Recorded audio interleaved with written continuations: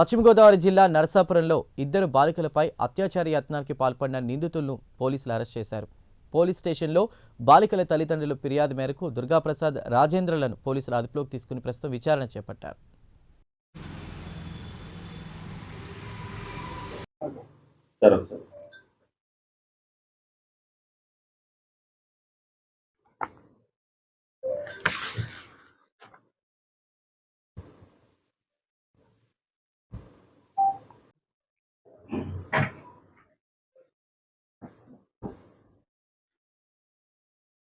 మొన్న 3వ తారీఖున మనకు కంప్లైంట్ వచ్చింది.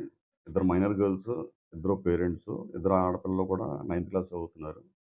ఇద్దరు ఆడపిల్లలు ఏంటంటే ఇద్దరు కుర్రోళ్ళు, ఇక్కడ మొగల్తూరు కుర్రోళ్ళు వాళ్ళు పిలిపించారు అన్నట్టు. అప్పుడు విషయం ఏంటంటే ఇక్కడ ఆ ఇద్దరు అమ్మాయిల్లో ఒక అమ్మాయికి సిన్స్ లాస్ట్ 1 ఇయర్ ఇన్‌స్టాగ్రామ్‌లో ఒక కుర్రోడితో పరిచయం ఉంది. దుర్గాప్రసాద్ అనే కుర్రోడితో పరిచయం ఉంది ఇన్‌స్టాగ్రామ్ మీద.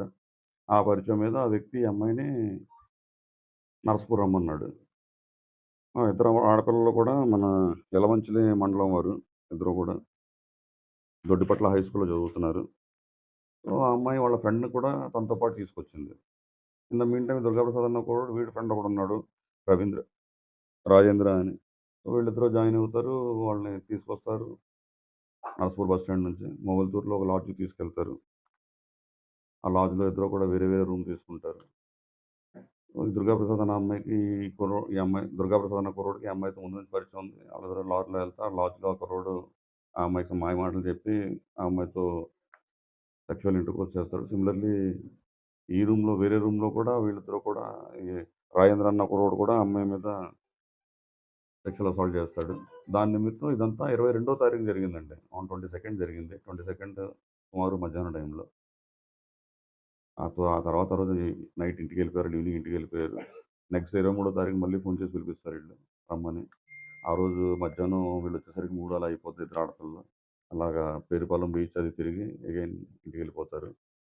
ఇంట్లో ఏంటంటే వీళ్ళిద్దరూ ఆ 2 డేస్ స్కూల్‌కి రాకపోవడం వల్ల వాళ్ళ మాస్టర్స్ స్కూల్‌లో టీచర్స్ వల్ల ఈ విషయం వాళ్ళ పేరెంట్స్‌కి బయటకొస్తది.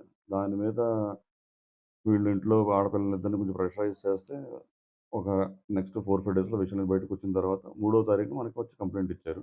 దాని మీద ఇద్దరు కుర్రోళ్ళని మేము అరెస్ట్ చేసాం. ఇవాళ రిమాండ్‌కి పంపిస్తున్నాం. కోర్టు హాజరుపరుస్తామండి. At the same time large owners కూడా ఇందులో they are also legally liable. వాళ్ళ మీద కూడా యాక్షన్ అయితే ఉంటది. ఇంకా వాళ్ళని అరెస్ట్ చేయలేదు. నెక్స్ట్ అదే. వాళ్ళ మీద కూడా యాక్షన్ ఉంటది. అది కాక లాడ్జెస్‌కి ఈ చుట్టుపక్కల ఉన్న లాడ్జెస్ కొంతవరకు రూరల్ ఏరియాస్‌లో ఉన్న లాడ్జెస్ ఏంటంటే వాళ్ళు ప్రాపర్‌లీ రిజిస్టర్ మెయింటైన్ చేయరు. ఇక్కడున్న లాడ్జ్‌లో కూడా అదే జరిగింది. సో, ఈ లాడ్జెస్ అందరికీ ఒక ఇన్‌స్ట్రక్షన్ ఏంటంటే వాళ్ళు సీసీ కెమెరాస్ కంపల్సరీ మెయింటైన్ చేయాలా. లాడ్జెస్‌కి వస్తున్న ఎవరెవరైతే రూమ్‌కి రెంట్‌కి తీసుకోవడానికి వస్తారో వాళ్ళ దగ్గర ప్రాపర్ ఐడీ తీసుకోవాలా. ప్రాపర్ రిజిస్టర్ మెయింటైన్ అవ్వాలా. మైనర్ గర్ల్స్ ఎవరన్నా వస్తున్నారంటే దాన్ని 1కి 2 సార్లు వాళ్ళు చూడాలా. ఎందుకంటే ఒక్కోసారి పేరెంట్స్‌తో పాటు వస్తారు. ఫాదర్‌తో పాటు డాటర్ రావచ్చు.